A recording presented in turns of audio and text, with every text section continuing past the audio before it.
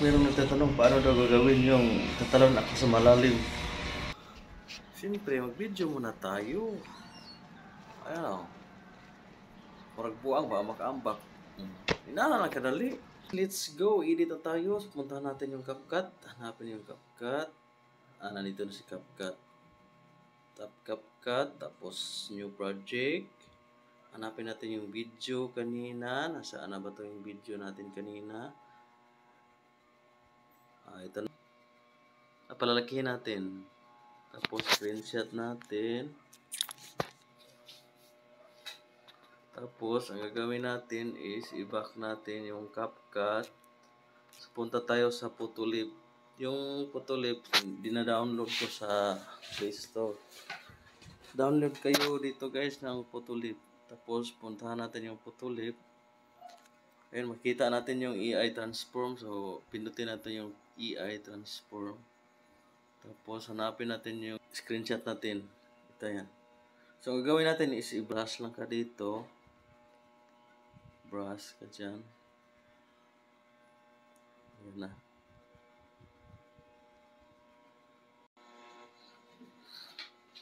So ito yung kalalabasan niya guys. Tapos yun i-brush. So pindutin yung arrow. Tapos lagyan natin ng title. Yung sample river. Cave.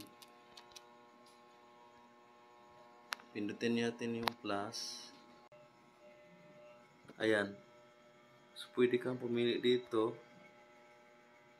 Ito. Ito.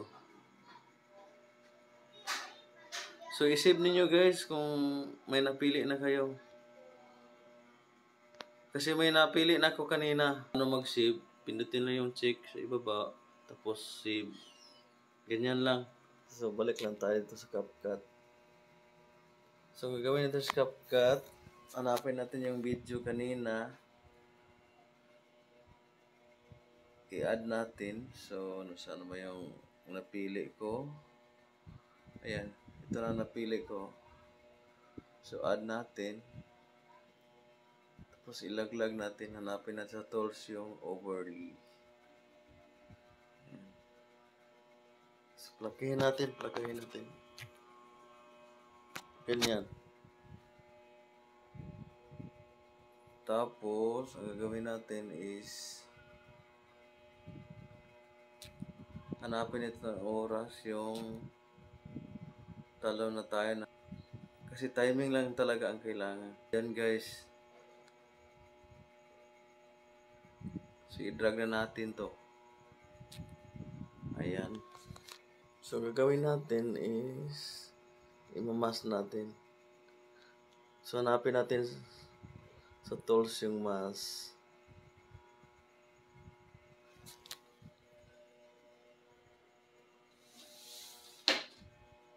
Tapos, piliin natin yung horizontal. Tapos, i-adjust natin. So, piliin natin yung rotate. Tapos, galawin niyo yung dito. Para gumalaw yung yellow line. So, dapat yung pagpaikot nyo, dapat hindi baliktad. Kasi pag hindi yun pagbaliktad yung ikot nyo, so hindi nyo makikita yung magandang view. Ayan. Siguro dyan lang. Dyan. So, ang gawin natin is lagyan natin ng feeder. So, lagyan ng feeder is 3 lang. Kailangan. Tapos, pindutin natin yung check. Check ulit. Tapos, ito na nangyari. So, yung kalalabasan niya, i-play natin. Parang hindi kita, no? So, dito part, puputulin natin.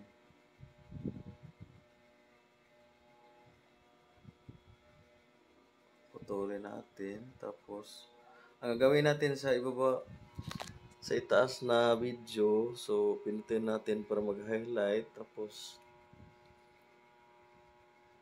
hanapin natin yung duplicate. I-duplicate natin. Tapos, ilaglag natin.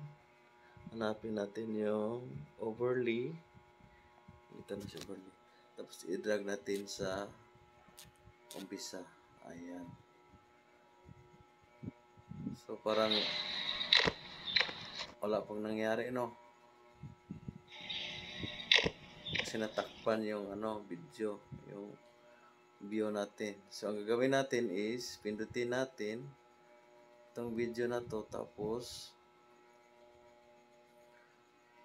hanapin natin yung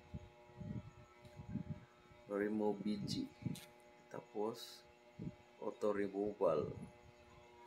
Antayin natin na 100% na mag-remove background.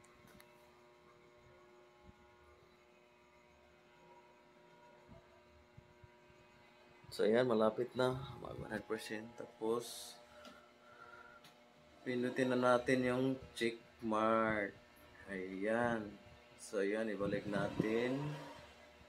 Ito yung lalabasan niya. Oh, pwede na. So ang gagawin natin, i-export muna natin to. Tapos balik ulit sa new project yung video. Tapos ang gagawin natin is hanapin natin yung oras, yung patalon na tayo, mag-umpisa na tayong tumalon. Ganyan, split natin. Tapos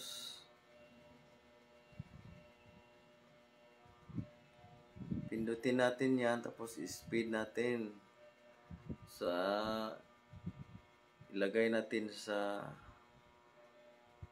window. Ayan. So ito na ang kalalabasan niya, guys. Diba magic? So tanggalan natin yung volume niya. Ayan. Diba? So i-play natin. Ayan.